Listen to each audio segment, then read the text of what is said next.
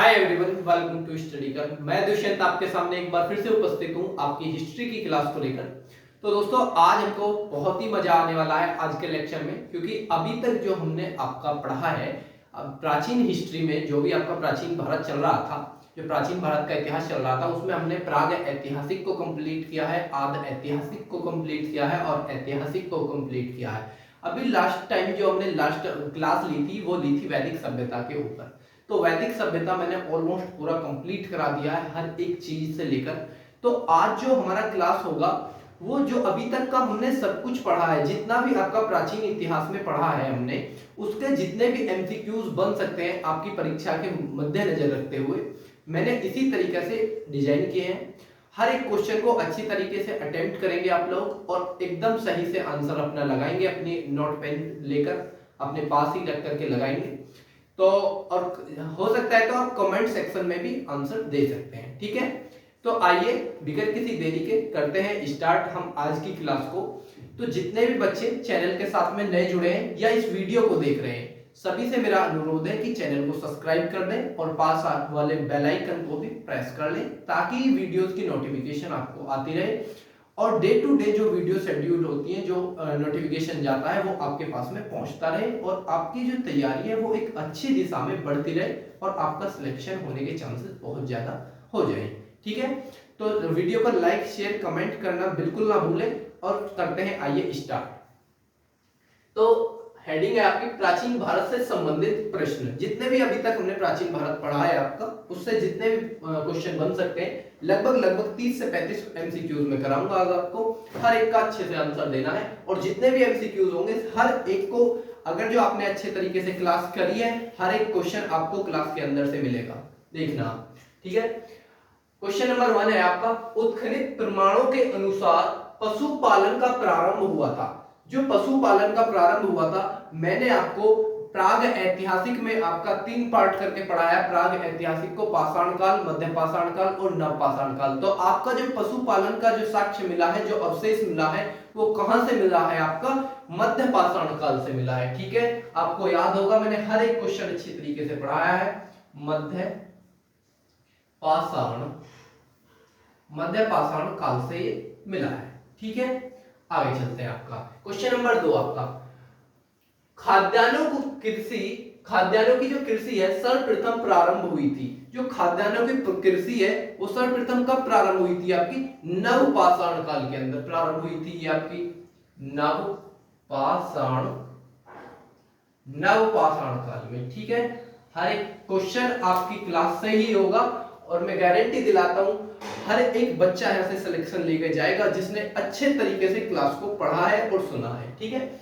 आगे चलते हैं। भीमबेटका किसके लिए प्रसिद्ध है? तो भीमबेटका जो आपका पड़ता है मध्य प्रदेश के अंदर पड़ता है और ये गुफाओं के शैल चित्र के लिए प्रसिद्ध है। किसके लिए? गुफाओं के शैल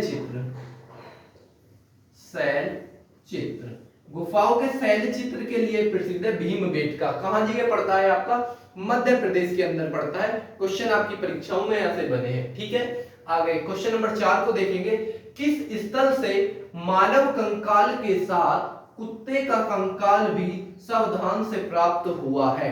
तो ये क्वेश्चन आपको मैंने पढ़ाया है। कहां से मिला है? बुर्ज होम से ये हमको मिले हैं। मानव कंकाल के साथ में कुत्ते का कंकाल। हर एक क्वेश्चन देखो आपके ही जो भी मैंने अब तक की क्लास ली है हिस्ट्री के ऊपर, हर एक क्वेश्चन वहीं से आ रहा है, ठीक है। मानव को आग की जानकारी या आग की खोज कब हुई थी? आपकी नव पाषाण काल में हुई थी, ठीक है। आगे चलते हैं। किसको कैलोलिथिक युग भी कहा जाता है? तो किसको कहा जाता है? आपका ताम्रपाषाण को। ताम्रपाषाण काल को या युग को आपका कैलोलिथिक युग भी बोला जाता है, ठीक है। आगे चलते हैं। आपके गैरिक मृद भांड पात्र का नामांकन कहां हुआ था? क्वेश्चन आपको पढ़ाया है मैंने, जो अन्य महत्वपूर्ण जानकारी दी थी उसके अंदर ये मैंने क्वेश्चन अलग से डाला था और देखो आपके प्रैक्टिस सेट में भी आ गया। तो कहां से हुई थी? आपकी हस्तिनापुर से। हस्तिनापुर से हुई थी ये, ठीक है। आगे चलते हैं क्वेश्चन नंबर 8 की तरफ। मनुष्य ने सर्वप्रथम किस धातु का प्रयोग किया था? तो सबसे पहले किस धातु का प्रयोग किया था आपका मनुष्य ने? तांबा। तांबा का सबसे पहले प्रयोग किया था मनुष्य ने, ठीक है। सिंधु सभ्यता संबंधित थी, तो सिंधु सभ्यता जो संबंधित थी, मैं जब भी आपकी क्लास को लेता था आकर के सबसे पहले बेसिक चीजें यही समझाता था आपको। प्राग ऐतिहासिक में क्या आता है, आद ऐतिहासिक में क्या आता है और ऐतिहासिक में क्या आता है। लगभग आपकी हिस्ट्री की कम से भी कम 6 से 7 क्लास ले चुका हूं और 6 से 7 क्लास के ही अंदर मैं हर रोज ये चीज जरूर रिपीट करता था। प्राग ऐतिहासिक को हम 2 काल में बांट के पढ़ते हैं, आपका पाषाण और ताम्र पाषाण, और पाषाण को भी नवपाषाण काल, मध्य पाषाण काल और आपका पुरा पाषाण काल, 3 में आप के बांट के पढ़ते हैं। और आद ऐतिहासिक में जो आता है वो आता है आपका सिंधु घाटी सभ्यता या हड़प्पा सभ्यता जो आती है वो आद ऐतिहासिक में आती है। और ऐतिहासिक काल में क्या आता है आपका, जो 6वीं शताब्दी ईसा पूर्व की जितनी भी घटनाएं हैं या समय अवधि है वो कहां आती है आपकी ऐतिहासिक में आती है। तो ये चीजें मैं हर एक क्लास के शुरुआत में ही जैसे ही क्लास को स्टार्ट करता था जरूर बताता था। क्वेश्चन देखो वहीं से बनकर आपके प्रैक्टिस सेट में आ गया है। सिंधु सभ्यता संबंधित है, तो किससे संबंधित है? आपकी आद ऐतिहासिक से संबंधित है। लिख सकते हैं आद ऐतिहासिक।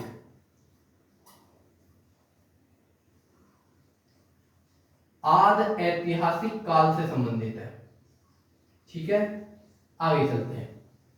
एक जुते हुए खेत की खोज कहां से हुई? जो जुते हुए खेत की जो खोज हुई है, जो साक्ष्य मिला है आपका हड़प्पा सभ्यता के अंदर, कहां से मिला है? कालीबंगा से मिला है। कहां से? कालीबंगा। कालीबंगा, कालीबंगा से आपके जुते हुए खेत के साक्ष्य मिले हैं। आगे चलते हैं क्वेश्चन नंबर 11 की तरफ देखते हैं। हड़प्पा किस नदी के किनारे अवस्थित है? तो ये किसके किनारे थी? आपकी रावी नदी के किनारे थी। किसके? रावी नदी, ठीक है। क्वेश्चन नंबर 12 की तरफ देखते हैं क्या कहता है। सैंडल सभ्यता का महान स्नानागार कहां से प्राप्त हुए? तो ये कहां से हुए? हमें मोहनजोदड़ो से हुए।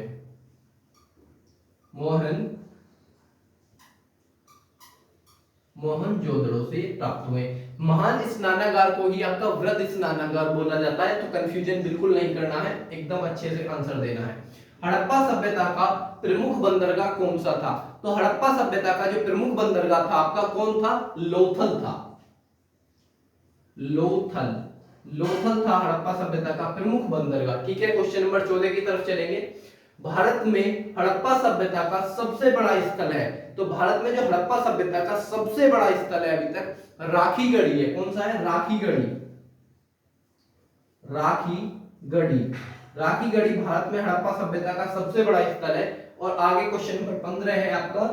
सिंधु घाटी के लोग पूजा करते थे, जो सिंधु घाटी के लोग थे वो किसकी पूजा करते थे? पशुपति की पूजा करते थे। किसकी?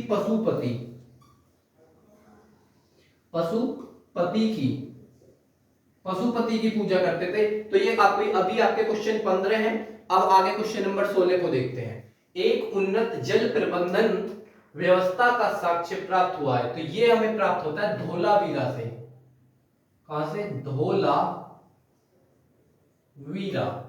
धोलावीरा से एक उन्नत जल प्रबंधन का जो साक्ष्य मिलता है हमको, कहां से मिलता है? आपका धोलावीरा से हमें ये एक उन्नत जल प्रबंधन का साक्ष्य मिलता है। क्वेश्चन नंबर 17 देखेंगे। हड़प्पा संस्कृति की अधिकांश मोहरें निर्मित थी। जो हड़प्पा सभ्यता थी इसमें अधिकतर जो आपकी मोहरें थी, मैंने क्वेश्चन आपको पढ़ाया है क्लास के अंदर, देखना। जो ये मोहरें थी किसकी बनी हुई थी? सेल खड़ी की बनी हुई थी। किसकी? सेल खड़ी। तो इसका आंसर हो जाएगा क्या? सेल खड़ी की ये मोहरें बनी हुई थी अधिकांश हड़प्पा संस्कृति की। क्वेश्चन नंबर 18 को देखेंगे। घोड़े की हड्डियां कहां से प्राप्त हुई हैं? तो ये हुई है हमें सुरकोटा से।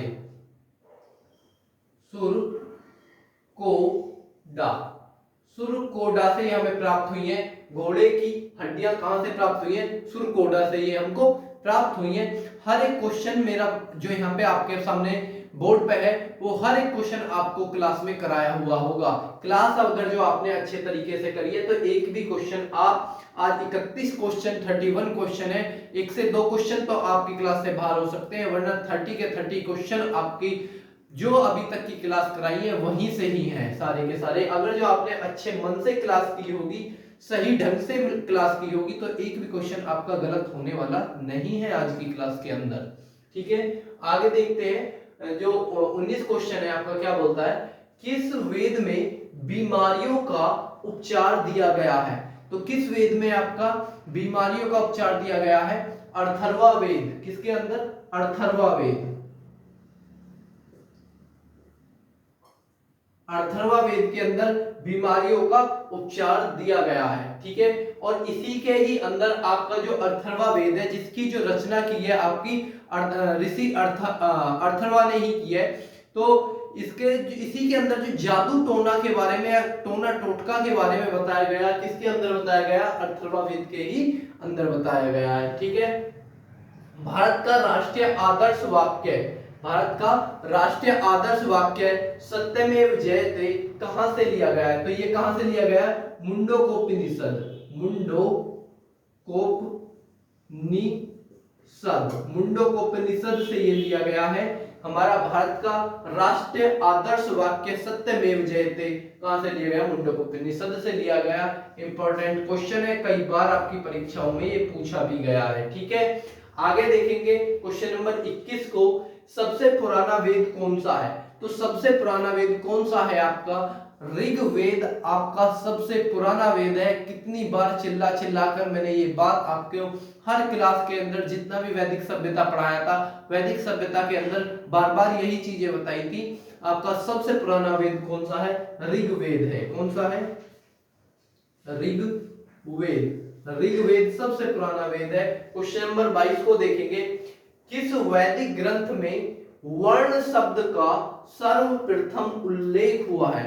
तो किस वैदिक ग्रंथ में हुआ है आपका, ऋग्वेद के ही अंदर आपका वर्ण शब्द का सबसे पहले उल्लेख मिलता है हमें। किसका, वैदिक वर्ण का। तो इसका भी आंसर क्या हो जाएगा, ऋग्वेद हो जाएगा।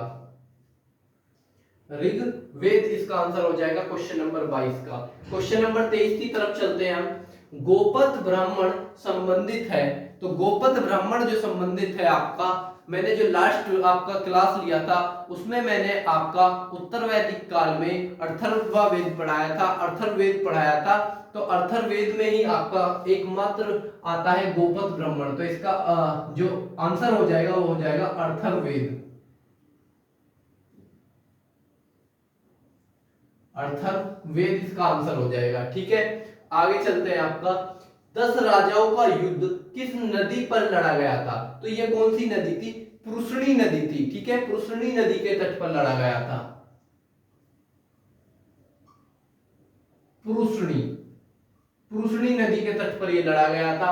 गायत्री, क्वेश्चन नंबर 25 को देखेंगे, गायत्री मंत्र का उल्लेख कहां मिलता है। जो सबसे पहले गायत्री मंत्र का उल्लेख मिलता है कहां पे, ऋग्वेद के अंदर। ऋग्वेद के अंदर मिलता है आपका तीसरे मंडल के अंदर, और विश्वामित्र ने इसकी क्या करी है, रचना करी है। ठीक है, आगे चलते हैं क्वेश्चन नंबर 26 की तरफ। वैदिक कर्मकांड में होता का संबंध किससे है। तो किससे है आपका, ऋग्वेद से है। ऋग्वेद से है आपका। क्वेश्चन नंबर 26 का आंसर क्या हो जाएगा, ऋग्वेद हो जाएगा। क्वेश्चन नंबर 27 को देखेंगे, वैदिक काल में किस जानवर को अधन्या को माना जाता था या अधन्या बोला जाता था। तो किसको बोला जाता था, आंसर हो जाएगा गाय। गाय को क्या बोला जाता था, अधन्या बोला जाता था। इंपॉर्टेंट क्वेश्चन है, कई बार आपकी परीक्षा में रिपीट हुआ है। हर एक क्वेश्चन को अच्छे ढंग से याद रखेंगे। ठीक है, जीविकोपार्जन हेतु वेद वेदांग पढ़ाने वाले अध्यापक कहलाते थे। कौन कहलाते थे आपके, उपाध्याय कहलाते थे। उपाध्याय क्या कहलाते थे आपके, जो अध्यापक थे, जो वेद वेदांग पढ़ाते थे अध्यापक, उनको उपाध्याय बोला जाता था वैदिक सभ्यता के अंदर। आर्यों की प्राचीन संस्था थी, जो आर्यों की सबसे प्राचीन संस्था थी कौन सी थी, विदत थी। कौन सी, विदत। विदत सबसे प्राचीन संस्था थी आर्यों की। ठीक है, आगे चलते हैं, क्वेश्चन नंबर 30 की तरफ देखेंगे। गोत्र शब्द का सर्वप्रथम उल्लेख हुआ है या उल्लेख मिलता है, गोत्र का सबसे पहला उल्लेख कहां मिलता है? आपका ऋग्वेद के अंदर मिलता है। कहां पे? ऋग्वेद। गोत्र शब्द का सबसे प्रथम उल्लेख कहां मिलता है? ऋग्वेद के अंदर मिलता है। क्वेश्चन नंबर 31 देखेंगे। वैदिक ग्रंथों में व्रीहि किसके लिए उल्लेखित है या किसके लिए बोला जाता है? तो वैदिक सभ्यता में जो व्रीहि है वो बोला जाता है, आपका आंसर लिख देता हूं मैं, चावल के लिए बोला जाता है। चावल। ठीक है, चावल के लिए जो शब्द यूज हुआ है वो व्रीहि बोला जाता है आपका किसमें? वैदिक ग्रंथों में या वैदिक सभ्यता में चावल को व्रीहि बोला जाता था। तो दोस्तों आई होप ये वीडियो आपको पसंद आया होगा। इसमें अभी मैंने आपको 31 क्वेश्चन 31 क्वेश्चन कराए हैं जो कि अभी तक की आपकी क्लासेस से रिलेटेड थे, जो भी मैंने अभी तक आपकी क्लास लिए प्राचीन इतिहास के ऊपर। तो उम्मीद करता हूं कि ये वीडियो आपको पसंद आया होगा। वीडियो पसंद आई तो वीडियो को लाइक करें, शेयर करें, कमेंट करें और चैनल को जरूर सब्सक्राइब करें और बने रहिए इसी तरीके से। मिलता हूं मैं अगली वीडियो में फिर आपसे। Thank you so much.